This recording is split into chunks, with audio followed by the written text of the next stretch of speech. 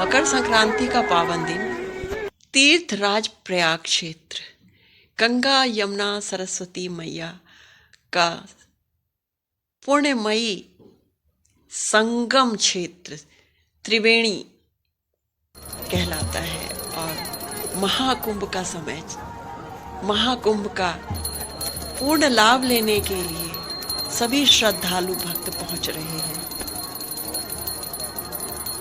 पौष मास में सूर्य की उपासना कर आज मकर संक्रांति के दिन भगवान सूर्य नारायण को गंगा स्नान के पश्चात अर्घ्य दान करेंगे, पुण्य करेंगे, साधु संतों का समागम करेंगे, उनके वचनों का लाभ लेने के लिए सत्संग का श्रवण करेंगे।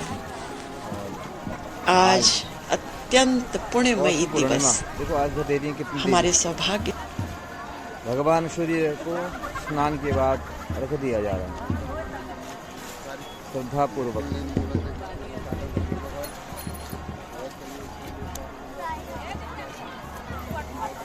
कोई संध्या वंदन का पालन कर रहा है, अलग अलग लोग अपने हिसाब से।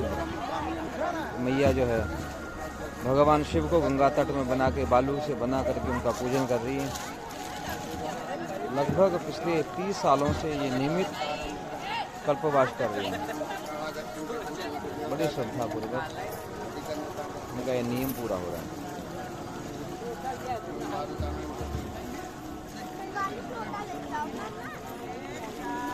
भगवान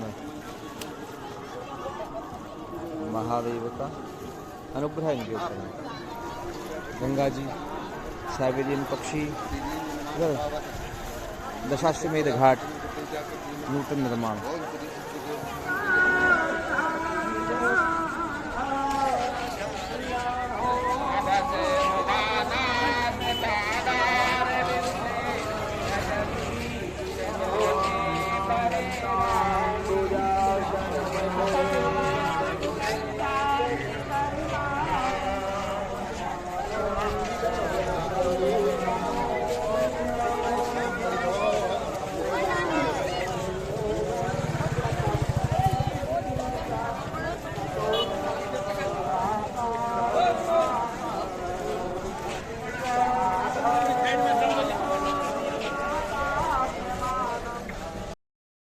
मकर संक्रांति के दिन ब्रह्म मुहूर्त में उठकर स्नान आदि से निवृत्त हो जाना चाहिए।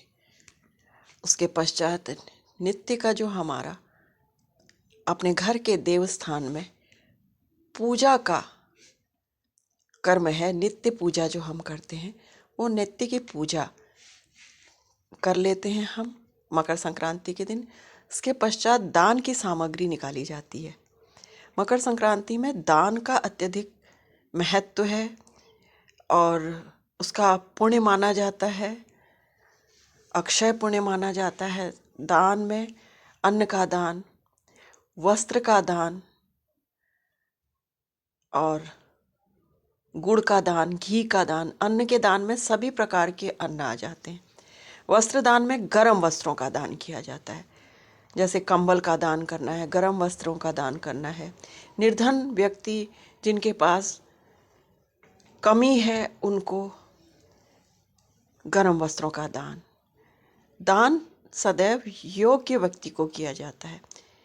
योग्य व्यक्ति में एक तो वेद पाठी ब्राह्मण आ जाते हैं, दूसरे निर्धन जिनकी सामर्थ्य नहीं है कि वो अपने लिए गर्म वस्त्र इत्यादि खरीद सकें, उन्हें गर्म वस्त्र का दान करना चाहिए।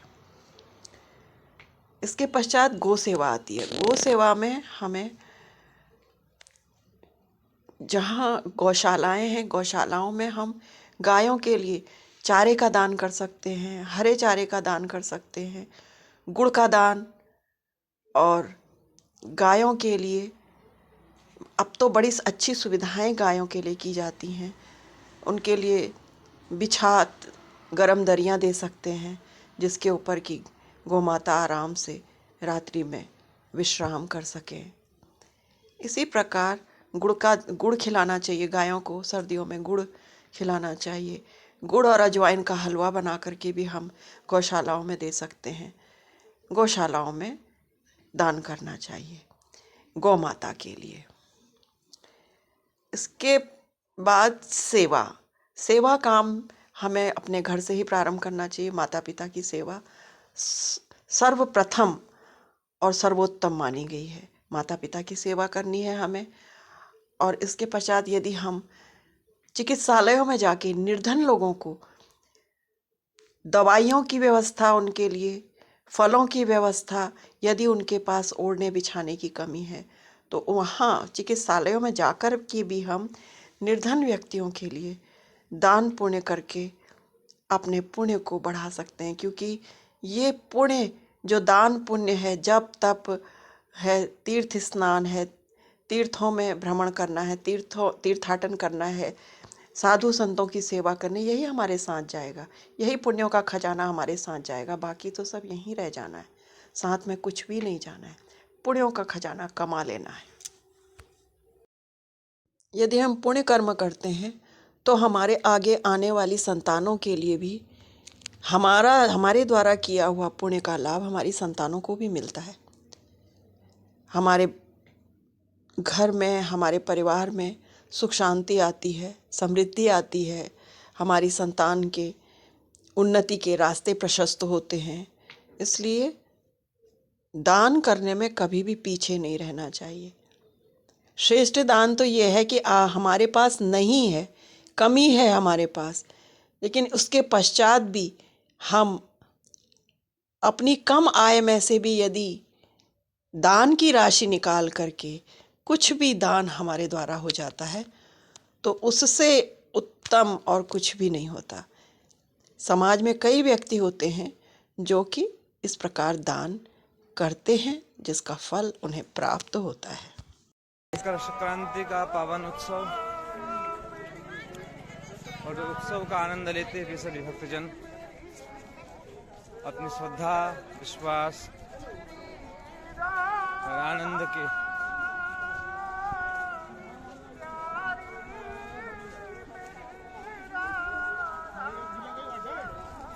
को प्राप्त करने के लिए इस महाकुंभ के प्रत्यक्षदर्शी बने ये लोग। ये देखिए प्रशासन की व्यवस्थाएं, शासन प्रशासन बिल्कुल मुस्तैद है सुरक्षा में, कोई अप्रिय घटना ना हो भक्तों के साथ। ये हम लोग गंगा स्नान के लिए पहुंच गए हैं। सभी भक्त लोग यहाँ स्नान कर रहे हैं।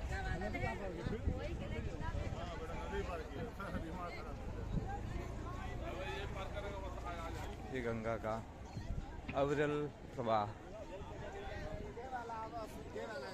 इस प्रवाह में स्नान करते हुए भक्त लोगों के हृदय में भक्ति ज्ञान और प्रेम का उदय होता है। ऐसी ये पावन गंगा की अविरल बहती हुई धारा सभी भक्तों की मनोभिलाषिता को पूर्ण करती है। देखिए कितना विशाल जनसमूह इस मकर संक्रांति के पावन उत्सव पर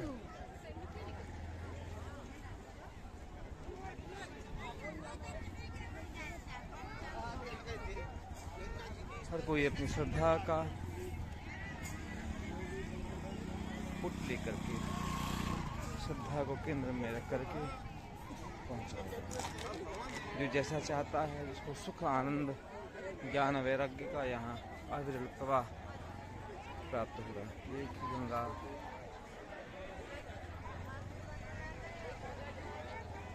इधर ये सब पंडा लोग हैं।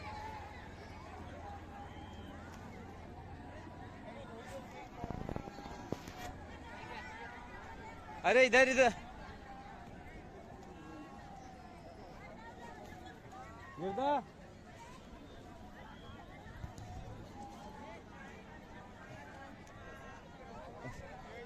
यहाँ पे जल थोड़ा ठीक हो ना।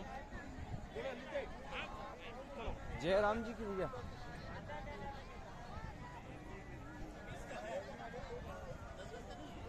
ये गंगा का अविरल प्रवाह जिसमें भक्त अपनी श्रद्धा का नियोजन कर भक्ति ज्ञान वैराग्य को प्राप्त कर रहे हैं।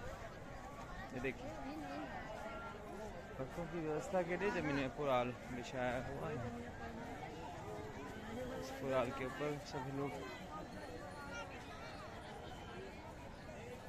ये गंगा उस साइड दशाश्वमेध घाट का नूतन। जय गंगे मैया, जय महाकुंभ, जय संतों की, जय हो इन पुण्यमयी लोगों के। इससे ज़्यादा अपन संक्रांति के दिन तिल और आंवले का उबटन बनाकर उस उपटन को लगाते हुए स्नान अत्यधिक पुण्यशाली माना जाता है। ये स्नान हम घर में रहते हुए कर सकते हैं, किंतु यदि हम तीर्थों में स्नान करते हैं तो घर से स्नान करने के पश्चात तीर्थों में, गंगा जी में हम केवल गंगा स्नान करते हैं। वहाँ पे हमें अपने परिवार के लोगों के लिए और देवों के लिए, ऋषियों के लिए, पितरों के लिए